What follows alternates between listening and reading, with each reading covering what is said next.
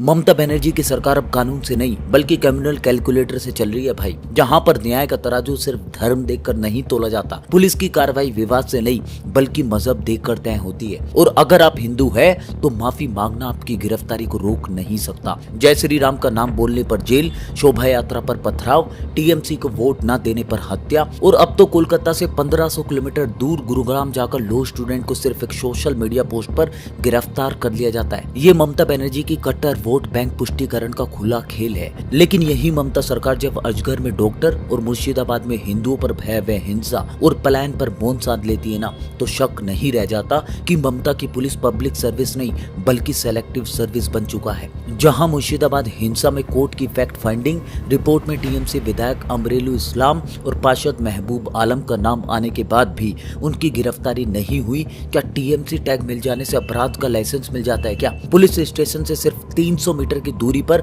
हिंदुओं के घरों को आग के हवाले किया गया, पानी की टंकियों को तोड़ दिया गया, महिलाओं के कपड़े तक जला दिए गए ताकि वो खुद को ढक ना सके। हर गोविंद दास और उनके बेटे चंदन दास की मौत हुई तब भी ममता की पुलिस कान में रुई डालकर सोती रही। तो ये कानून है या तुष्टीकरण की तानाशाही? क्या इसे कहते हैं कि पूरी तरह से नॉर्थ कोरिया बन जाना? और धार्मिक भावनाएं आहत को लेकर ममता बनर्जी अगर इतनी ही संवेदनशील है ना, तो गिरफ्तारी की शुरुआत उन्हें अपने सांसदों से करनी चाहिए भाई, जो दिन रात खुलेआम हिंदू आस्था का अपमान करते हैं। महूजा मयोत्रा मां काली पर तो वही सन्यासी घोष शिवलिंग पर अभद्र टिप्पणी करती है भाई। वो तब कोई एक्शन क्यों नहीं होता? जब टीएमसी सांसद कल्याण बनर्जी माता सीता के हरण पर अपमानजनक टिप्पणी करते हैं तब ममता की धार्मिक भावनाएं आहत नहीं होती? जब ममता बनर्जी का लेफ्ट हैंड कहा जाने वाला फिराद हकीम धर्मांतरण के लिए उकसाता है तब गिरफ्तारी क्यों नहीं होती भाई? इतना ही नहीं, ममता बनर्जी तो खुद हिंदुओं के महापर्व महाकुंभ को मृत्यु कुंभ बताती है। क्या इससे धार्मिक भावनाएं आहत नहीं होती?